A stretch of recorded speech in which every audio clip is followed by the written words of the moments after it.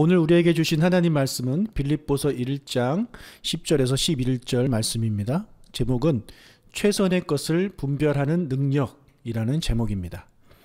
사랑하는 빌립보 교회 교인들을 위한 사도 바울의 첫 번째 기도는 그들의 사랑이 신지식으로 풍성해지는 것이었습니다. 그리고 그들을 위한 두 번째 기도를 하고 있습니다. 10절입니다. 너희로 지극히 선한 것을 분별하며 또 진실하여 허물 없이 그리스도의 날까지 이르고. 이 10절에는 기도 제목이 두 개가 들어 있습니다. 먼저 바울은 그들이 지극히 선한 것을 분별할 수 있기를 위해서 기도했습니다. 여기서 지극히 선한 것을 분별한다라는 말은 최선의 것, 베스트를 분별하는 것을 말합니다. 우리에게도 최선의 것을 분별할 수 있는 능력을 주시기를 기도합니다. 선한 것과 악한 것을 분별하는 것은 그다지 어렵지 않습니다. 보통 사람이라면 다 구별할 수 있습니다. 그러나 좋은 것과 더 좋은 것을 구별하는 것은 어렵습니다. 그리고 더 어려운 것은 더 좋은 것과 가장 좋은 것을 구별하는 것입니다. 이것은 정말 어렵죠.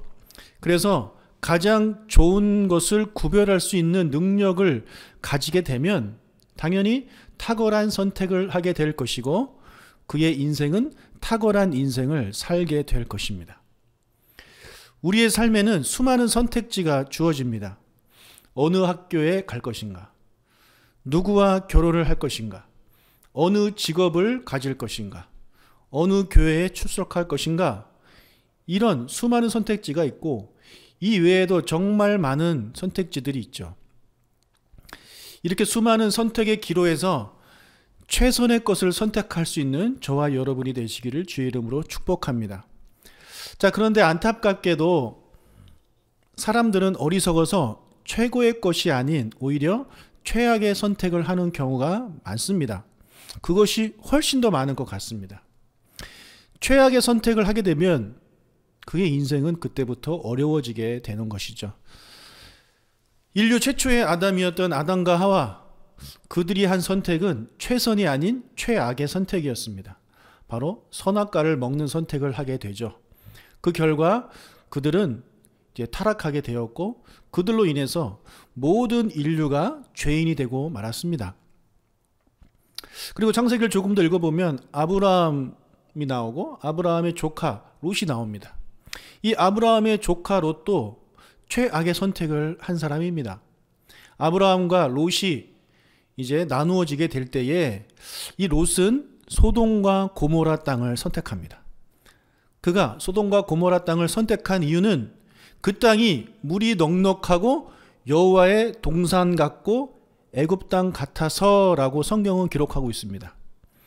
네, 누가 보더라도 선택을 잘한 것 같이 보입니다. 하지만 그의 선택은 최악의 선택이었습니다. 그 땅에 가지 말았어야 합니다. 결국 그의 아내가 죽고 딸들은 그들의 남편과 생이별을 하게 되고 결국에 나중에 딸들은 그의 아버지와 근친상간을 하는 일들이 이제 벌어지게 되는 거죠. 그리고 또 우리가 수요일마다 살펴보고 있는 이 룻기에도 보면 나오미의 남편은 흉년이 오니 베들레헴을 떠나는 선택을 합니다. 그들이 그 선택을 한 이유는 그렇게 하면 괜찮을 것이라고 생각했기 때문이겠죠. 하지만 그 선택 역시 최악의 선택이었습니다. 그들이 이민을 간 그 땅에서 이제 모압 땅에서 남편이 죽고 또 두 아들이 죽습니다. 나오미도 베들레헴을 떠나면 안 됐는데 떠나는 선택을 하고 말았습니다. 자, 이렇게 성경에는 최악의 선택을 하는 사람들이 많이 나옵니다. 예, 정말 많이 나옵니다. 그런데 그들은 자신들의 선택이 최악의 선택이라고 생각했겠습니까? 아닙니다. 그들은 자신들의 선택이 최선의 선택이라고 생각했기 때문에 그 선택을 한 것이지요. 하지만 결국에는 그들의 선택은 최악의 선택인 것으로 그렇게 드러나게 되었습니다. 반면에 성경을 보면 최선의 선택을 한 사람들은 그렇게 많이 나오지 않습니다. 간혹 나옵니다. 아까 이 나오미에 대한 이야기를 했는데 그의 시어머니 나오미에 비해 그의 며느리인 룻은 정말 최선의 선택을 한 사람이었습니다. 베스트의 선택을 한 사람이었습니다. 그녀는 어머니를 따라 유대 땅 베들레헴으로 가는 것을 선택했습니다. 그리고 어머님이 섬기는 하나님을 섬기기로 선택했습니다. 반면에 그녀의 동생 오르바는 모압 땅에 남는 것을 선택합니다. 당시 상황에서는 오르바의 선택이 더 현명한 선택, 더 좋은 선택으로 보입니다. 사람들은 아마 그렇게 여겼을 것입니다. 오히려 룻을 향해 미련하다고 생각했을지도 모르겠습니다. 그러나 우리가 알고 있듯이 그녀의 선택은 정말 최고의 선택, 최선의 선택이었습니다. 그녀는 하나님의 자녀가 되었고 메시아의 조상이 되었습니다. 이렇게 최선의 선택을 하면 그의 삶은 풍요로워지게 되는 것입니다. 신약에서 최선의 선택을 한 사람을 좀 뽑아보자면 예수님의 제자들이겠죠. 예수님이 제자들을 향해 나를 따르라 라고 말씀하셨을 때 그들은 자신이 가진 것을 다 내려놓고 예수님을 선택합니다. 정말 최고의 선택을 한 것입니다. 지금 저의 가장 큰 고민은 언제 현장 예배를 재개할 것인가입니다. 최선의 때를 분별할 수 있도록 여러분 기도해 주시기를 부탁을 드립니다. 목회를 하면서 지켜보니 최선의 선택이 아닌 오히려 최악의 선택을 하시는 분들을 종종 보게 됩니다. 그러면 너무나도 안타깝습니다. 사람이 최악의 선택을 하는 이유는 여러 가지가 있지만 그 중에 하나는 감정적으로 안정되지 못한 상태에서 선택할 때 최악의 선택을 하게 됩니다. 사람이 자신의 감정과 화를 이기지 못한 채 하는 선택은 대부분 최악의 선택을 하게 되는 것입니다. 홧김에 하는 선택이죠. 여러분 제발 홧김에 선택하지 마십시오. 100% 후회합니다. 얼마 되지 않아 반드시 땅을 치며 후회합니다. 그런데 그런 사람들은 옆에서 아무리 말려도 말을 듣지 않습니다. 고집 부리는 거죠. 아담과 하와의 아들이었던 가인 이야기를 좀 해보겠습니다. 가인이 그의 동생과 함께 하나님께 제사를 드렸습니다. 그런데 하나님은 가인의 제사는 받지 않으시고 동생 아벨의 제사만 받으셨습니다. 그것을 보고 가인은 화가 났습니다. 그 안에 막 분이 일어나기 시작했습니다. 하나님께서 그것을 아시고 가인을 불러서 타이르십니다. 창세기 4장 5절에서 7절을 보겠습니다.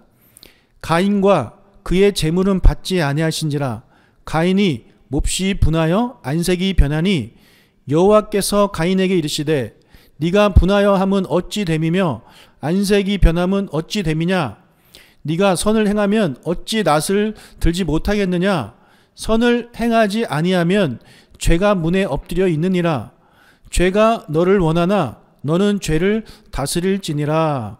너의 화가 났니? 그러지 마. 다스려. 네 안에 지금 동생을 어떻게 하고 싶어하는 그 죄를 다스려야 돼. 절대 그런 선택을 하면 안 돼. 이렇게 하나님이 직접 가인에게 말씀하셨습니다. 하지만 가인은 자신의 분노를 이기지 못하고 홧김에 동생을 죽여버립니다. 이렇게 상한 감정을 가지고 결정을 내리려고 하는 사람은 누가 말려도 말을 듣지 않습니다. 하나님이 말려도 말을 듣지 않는 거죠. 결국에 최악의 결정을 하게 되는 것입니다. 정말 안타깝습니다. 여러분 제가 다시 한번 강조합니다. 감정적으로 안정되지 않은 상태에서는 그 어떤 결정도 하지 마십시오. 여러분의 화를 다스리시고 여러분의 감정이 안정이 된 다음에 결정하십시오. 어떤 나쁜 감정, 미워하는 감정이 상한 상태에서 절대 아무런 결정을 내리지 마십시오. 그때 내리는 결정은 100% 후회하고 그것은 정말 최악의 선택인 것입니다. 제발 제가 부탁을 드립니다. 두 번째 기도는 진실하고 허물 없는 사람들이 되기를 위해서 이제 기도했습니다. 아까 읽었던 우리 10절에서 진실하다라는 단어의 이 원어의 뜻은 해가 비침으로 분명하게 드러나는 어떤 것의 확실함이라는 뜻을 가지고 있는데, 이 단어는 흠없는, 투명한, 섞이지 않은 그런 의미입니다. 그래서 여기서도 섞이지 않고 더럽혀지지 않은 순수한이라는 뜻으로 사용되어서 도덕적으로, 신앙적으로 순결한 것을 말합니다. 즉 신앙적으로 순결해지기 위해서 기도했고, 또한 허물 없이라고 번역된 이 단어의 원어의 뜻은 넘어지게 하지 않는, 범죄케 하지 않는 이라는 뜻인데, 길에서 어떤 장애물에 걸려서 넘어져서 상처를 입지 않고 그 목적지에 무사히 도착하는 것에 대한 비유적 표현이라고 말할 수 있습니다. 즉 사도 바울은 빌립보 교회 교인들이 세속에 물들지 않도록, 세속의 유혹에 넘어지지 않도록 순수하게 자신을 지킬 수 있도록 기도했습니다. 그리고 그뿐만 아니라 내가 넘어지지 않을 뿐만 아니라 남을 넘어뜨리는 사람이 되지 않기를 위해서 기도했다라는 것이죠. 자, 이 기도 역시 우리의 기도의 제목이 되어야 되겠습니다. 먼저 세속에 물들지 않은 영적으로 도덕적으로 순결한 신앙인이 되시기를 축복합니다. 우리를 유혹하는, 우리를 넘어뜨리려고 하는 세상의 죄들이, 유혹이 우리 주변에 얼마나 많이 있습니까? 정말 많이 있습니다. 이런 유혹을 이겨내야 하는데 그 이겨낼 수 있는 방법은 딱 하나입니다. 예수님이 가르쳐 주신 대로 시험에 들지 않게 기도하는 것뿐입니다. 기도를 해야만이 이 유혹을 이겨낼 수 있습니다. 내가 이겨야지 한다고 이길 수 있는 것이 아닙니다. 기도해야 됩니다. 성령이 주시는 힘을 받아야지만이 그 유혹을 이겨낼 수 있습니다. 세상의 유혹에 넘어지지 않을 수 있는 것입니다. 그리고 내가 넘어지지 않을 뿐만 아니라 내가 남을 넘어뜨리는 사람이 되어서도 안 됩니다. 나도 모르게 나 때문에 넘어지는 사람이 있습니다. 나 때문에 시험에 드는 사람이 있습니다. 안타깝게도 저 때문에 시험에 드는 사람이 있습니다. 정말 그분들한테는 너무 죄송합니다. 무엇 때문인지, 도대체 왜 시험에 드는지 때로는 알 수 없을 그런 상황도 있습니다. 하지만 분명한 것은 나 때문에 시험에 드는 성도가 있다는 거죠. 저만 그렇겠습니까? 여러분도 마찬가지입니다. 여러분도 여러분 때문에 시험에 드는 사람들이 있습니다. 여러분의 그 무심코 던진 말 한마디, 무심코 했던 그 행동 하나, 그런 것 때문에 이 믿음이 약하신 분들이 넘어질 수가 있습니다. 그렇기 때문에 우리가 남을 넘어뜨리는 그런 장애물이 되지 않도록 그것을 위해서도 우리는 기도를 해야 되겠습니다. 자, 이제 세 번째 기도 제목을 보겠습니다. 11절입니다. 예수 그리스도로 말미암아 의의 열매가 가득하여 하나님의 영광과 찬송이 되기를 원하노라. 바울은 빌립보 교인들이 예수님으로 말미암아 의의 열매가 가득하기를 위해서 기도했습니다. 여러분, 예수님을 믿으면 의인이 됩니다. 믿으십니까? 우리는 원래 죄인이었지만 예수님을 믿음으로 의인이 되었습니다. 의인이 되었지만 우리는 여전히 죄를 짓고 살아가고 있죠. 하지만 하나님은 우리가 의의 열매를 맺기를 원하십니다. 비록 예수 믿은 지 얼마 되지 않아서는 그런 죄를 짓고 과거의 잘못된 행동들을 반복할 수 있지만 예수님을 믿는 연수가 지나가면 지나갈수록 많아질수록 그런 것들이 줄어들어야 되는 것입니다. 그리고 의인의 삶을 살아야 하는 것입니다. 그것이 바로 의의 열매입니다. 예수님을 믿는다고 하면서 믿지 않는 사람들보다 더 나쁜 죄를 짓는 사람들이 세상에는 많이 있습니다. 하나님은 그것을 원하지 않습니다. 정말 하나님이 우리에게 원하시는 것은 우리가 믿음의 자녀답게 사는 것입니다. 믿음의 자녀답게 말을 하고 믿음의 자녀답게 선한 일을 하는 것입니다. 하나님은 그것을 원하십니다. 그것이 바로 의의 열매인 것입니다. 그런 의의 열매를 어떻게 해요? 가득하게 맺기를 원한다는 거죠. 조금 하는 것이 아니라 정말 가득하게 의의 열매를 맺으면서 살아가기를 사도 바울은 간절히 원했습니다. 우리도 그렇게 되기를 주의 이름으로 축복합니다. 성령의 9가지 열매를 넉넉하게 가득하게 맺으며 살아가는 그런 우리가 되시기를 주의 이름으로 축복합니다. 우리가 이렇게 의의 열매를 가득하게 맺을 때 하나님의 영광과 찬송이 되는 것입니다. 우리가 그런 삶을 살 때 우리의 삶이 하나님의 영광, 하나님께 영광과 찬송을 드리는 삶이 된다라는 것이죠. 우리가 하나님께 영광을 돌리고 찬양을 드릴 때 우리는 주로 입으로 하는 것만 생각합니다. 물론 입으로도 하는 게 맞습니다. 그러나 입이 다가 아닙니다. 하나님께 영광과 찬송을 돌려드리는 방법은 크게 2가지죠. 하나는 우리의 입을 통해서 하는 것입니다. 그리고 또 하나는 우리의 삶을 통해서 하나님께 영광과 찬송을 돌려드리는 것입니다. 우리가 의의 열매를 맺으며 가득 맺으며 살아갈 때 세상 사람들은 우리를 보고 칭찬할 것입니다. 예수 믿는 사람들이 정말 선한 일도 많이 하고 참 좋은 사람들이야 라고 이야기하는 것이 곧 그들로 하여금 하나님께 영광과 찬송을 돌리게 하는 것이죠. 반면에 그 반대를 생각해 봅시다. 우리 믿는 사람들이 의의 열매가 아니라 불의의 열매를 맺으면서 살아갈 때 세상 사람들은 하나님을 욕하게 되는 것입니다. 교회를 욕하게 되는 것입니다.